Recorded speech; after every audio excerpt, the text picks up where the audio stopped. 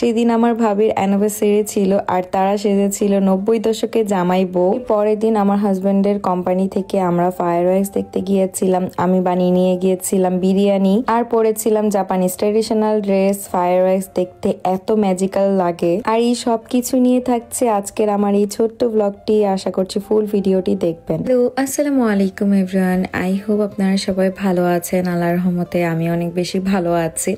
আসলে এখন কেন জানি ব্লগ করতে আমার একদমই ইচ্ছা করে না, তাও আপনাদের রিকোয়েস্ট ছিল আমি কেন ব্লগ আপলোড করছি না। আপনাদের রিকোয়েস্টে আসলে আজকে ব্লগ এডিট করতে বসা আমার। সেই দিন আমি সারাদিন বাসায় শাড়ি শুট করেছি, দেন রাতে ডিনারের জন্য ইলাপুদের বাসায় এসেছিলাম। আজকে ইলাপু আর ইয়াসিন ভাইয়ার অ্যানিভার্সারি। অলরেডি আপনারা ব্লগ দেখে ফেলেছেন। আমি অনেক বেশি অনেক লেটে আপলোড করছি ব্লগটা। আর ইয়াসিন ভাইয়ার সেদিন 90 দশকে জামাই বউ সেজেছে। মাশাআল্লাহ খুবই সুন্দর লাগছিল দুজনকে। 90 দশকের প্রেম না তো, 90 দশকে তো কারেন্ট ছিল না তখন। আপনারা কি এই কুপি জ্বালায় জ্বালায় প্রেম করতেন, দুজনে দেখতেন। এরপর সবাই মিলে একসাথে খেতে বসেছি। আর আজকের আয়োজনে খিচুড়ি, ইলিশ মাছ, গরুর মাংস আর অনেক কিছুই ছিল। এর পরের দিন আসলে অনেক দিন ধরে ব্লগ আপলোড করা হয় না, তো একসাথে সবকিছু মিক্স করে ফেলেছি। সকালে উঠে এখানে আমি একটা ক্রোসেন কিনে এনেছি। এরপর ভাবলাম একটু কফিতে ডুবিয়ে ক্রোসেনটা খাবো। আমি মাঝে মাঝে এইভাবে ক্রোসেন দিয়ে ব্রেকফাস্ট করে ফেলি, এরপরে আর কোনো কিছুই খাওয়া হয় না। সেদিন আমি অনেক সকালবেলা উঠেছিলাম। আর আগের দিন রাতের বেলায় আমি পেঁয়াজ আর গরুর মাংস কেটে ধুয়ে রেখেছি। আজকে একটু বিরিয়ানি রান্না করব। অনেকদিন পর আসলে বিরিয়ানি রান্না করছি। মাঝে মাঝে তো আগে রান্না করাই হতো, এখন আর তেমন একটা রান্না করা হয় না। আজকে বাসার জন্য রান্না করছি না, মেনলি আমার হাজবেন্ডের অফিস থেকে আজকে আমরা ফায়ারওয়ার্কস দেখতে যাব, তো সেখানের জন্যই আমি খাবারটা বানিয়ে নিয়ে যাচ্ছিলাম। রান্না করার পর এত সুন্দর একটা স্মেল এসেছে, আমি না খেয়ে আর পারলাম না, আমি একটু খেয়েও নিয়েছি। চুলায় বিরিয়ানিটা রান্না করার পর এখানে আমি কুকারে ঢেলে নিয়েছি। এই কুকারে করে আসলে বিরিয়ানিটা নিয়ে যাব, তাহলে গরম গরম থাকবে। আর আজকে আমি কিমোনো পরেছি, যেহেতু ফায়ারওয়ার্কস দেখতে যাচ্ছি। জাপানের এটা ট্রেডিশনাল ড্রেস। অনেকে এই ট্রেডিশনাল ড্রেস পরে ফায়ারওয়ার্কস দেখতে যায়, আর অনেক বেশি ভালো লাগে। আমিও ভাবলাম যে আমিও আজকে পরে যাই। আর সাথে আমার ড্রেসের সাথে ম্যাচিং করে আমি একটা ফুলও লাগিয়েছি। ফার্স্টে তাদের অফিসে এসেছিলাম, এরপর অফিস থেকে হেঁটে হেঁটে আমরা সেই ফায়ারওয়ার্কস এর জায়গায় যাচ্ছি। আশেপাশে যত মানুষ আছে সবাই সবার ফ্যামিলিকে নিয়ে ফায়ারওয়ার্কস দেখতে আসছে। আর এই ফায়ারওয়ার্কসটা প্রতি বছরই হয়, আর প্রত্যেকটা এলাকা ভিত্তিক ভাবেই হয়। এই বছরের লাস্ট ফায়ারওয়ার্কস এটা। আর তাদের কোম্পানি থেকে আমাদেরকে ভিআইপি টিকিট দিয়েছিল। আমরা একদম সামনে থেকে ফায়ারওয়ার্কস দেখবো। বসার জন্য যে চেয়ার গুলো থাকে সেগুলো কোম্পানি থেকেই নিয়ে এসেছিল। এই প্রথম এত সামনে থেকে আসলে ফায়ারওয়ার্কসটা দেখবো। আমরা সবসময় দূরে বসে বসে দেখতাম। আর আমাকে আজকে জাপানিজ ড্রেসে কেমন লাগছে অবশ্যই কমেন্ট করে জানাবেন। উনি ফায়ারওয়ার্কস শুরু হয়ে যাবে, এখানে জাস্ট বাটন টিপলো আর ফায়ারওয়ার্কস শুরু হয়ে গিয়েছে। সবাই কি আনন্দ সহকারে আসলে এটা দেখছে। আমার হাজবেন্ড যে কোম্পানিতে জব করে, কোম্পানির ওনার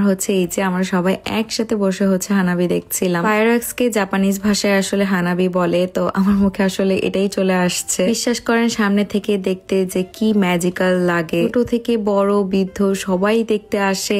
এত এত সুন্দর একটা মোমেন্ট।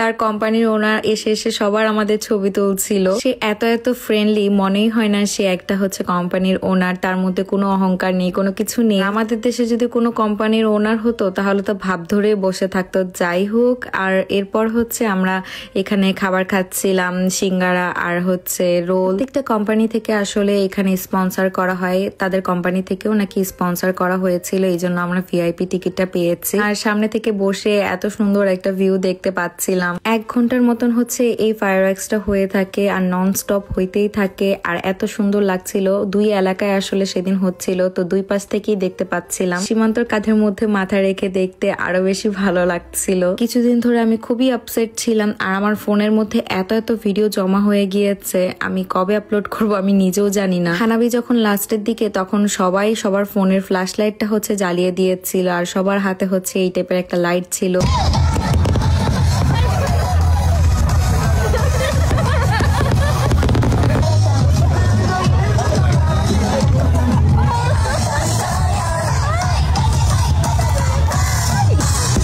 কিছু ছোট ছোট ছেলেরা হচ্ছে ডান্স করছিল, তার কোম্পানির ওনার এসে আমাকে হচ্ছে সেখানে নিয়েছে, আমাকে বলে যে ডান্স করার জন্য, আবার আমাকে শিখিয়েও দিচ্ছিল যে কিভাবে করতে হবে, সাথে হচ্ছে তাকে নিয়েও ডান্স করেছি। এই পার্টটা আসলে অনেক ফান ছিল। আসলে জীবন তো ভালো খারাপ দুটো মিলেই, সবসময় যে ভালো যাবে বা সবসময় যে খারাপ যাবে তা কিন্তু না। আর এই ভালো খারাপ দুটো মিলেই আল্লাহ আমাকে খুব ভালো রেখেছে, আলহামদুলিল্লাহ। ফায়ারওয়ার্কস এভাবেই শেষ হয়ে যায়। শেষ হওয়ার পর এখানে হচ্ছে কিছু জাপানিজ মেয়েদের সাথে দেখা হয়। আমি বললাম যে তাদের সাথে আমি ছবি তুলতে চাই। তাদের সাথে ছবি টবি তোলার পর তাদেরকে বাই বাই বলে দিচ্ছি। এরপর আমরা যা যা নিয়ে এসেছিলাম সব আবার গুছিয়ে হচ্ছে নিয়ে যেতে হচ্ছিল কোম্পানিতে। এই যে এখনই দেখতে পাবেন যে কত মানুষ, কত হাজার হাজার মানুষ হচ্ছে এই ফায়ারওয়ার্কস দেখতে আসে। আস্তে আস্তে হেঁটে হেঁটে তারপরে তার কোম্পানিতে চলে এসেছি। আর এখানে হচ্ছে আমি যে বিরিয়ানিটা রান্না করে নিয়ে এসেছিলাম সবাই একসাথে বসে খাবো। আর ইলাপু হচ্ছে বাসা থেকে টোনা মাছের কাবাব এটা বানিয়ে নিয়ে এসেছিল, আর তার মালিক হচ্ছে তাদের জাপানিজ কিছু ফুড এনেছে। এটা আসলে হালাল না, এটা হচ্ছে তারাই খাবে, আমরা হচ্ছে বিরিয়ানি খাবো। আর তাদের কোম্পানির ওনার হচ্ছে বিরিয়ানি খেতে অনেক অনেক পছন্দ করে। আমি একদম সেদিন একটু ঝাল ছাড়া মশলা কম এভাবে বানিয়ে নিয়ে এসেছিলাম। জাপানিজরা আসলে তেমন একটা ঝাল খায় না। আর সবার প্লেটে হচ্ছে এভাবে বাড়া হয়েছিল।